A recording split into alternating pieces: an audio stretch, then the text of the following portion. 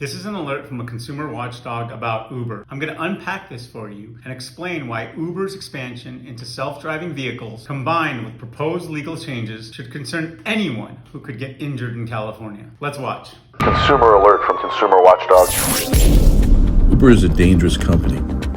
This is a real video of an Uber self-driving car killing a pedestrian in Arizona.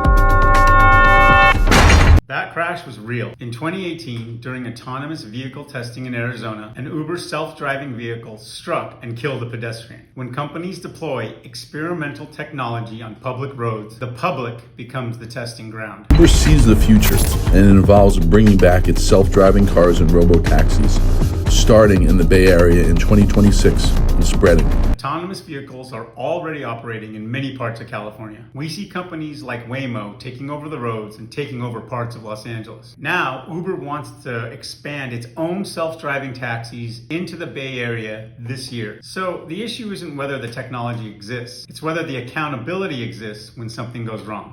Is this one of the big reasons Uber is now circulating a ballot measure to take away the rights of accident victims to have full medical recovery and hire an attorney on a contingency fee basis? This is the part that you people really need to understand. Self-driving cars are not risk-free. Accidents involving autonomous vehicles have already happened. And as more of these cars hit the road, more crashes are inevitable. When those crashes happen, injured people need lawyers. That's how they pay for their medical bills. Most injured people simply cannot afford to pay a lawyer by the hour. They rely on contingency fees, meaning the lawyer only gets paid if they win. Contingency fees are what allow everyday people to stand up to billion-dollar corporations like Uber. If a ballot measure limits this or reduces how much a victim can recover, fewer lawyers will take on these cases. And when fewer lawyers take cases, injured people lose leverage. Meanwhile, a billion-dollar corporation protects its profits by reducing what they have to pay when their company hurts someone.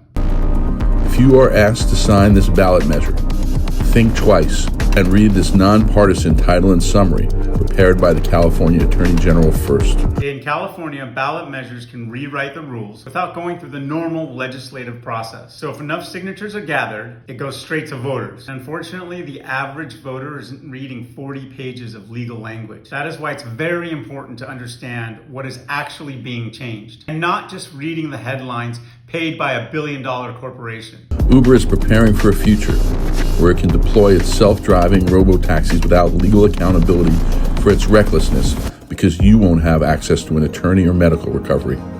It's a license to kill. Let's unpack the phrase, a license to kill. If you reduce what victims can recover, if you make it harder to hire a lawyer, if you cap damages when someone is catastrophically injured, you make the consequences smaller. And when you weaken the penalties, you weaken the pressure to prioritize safety.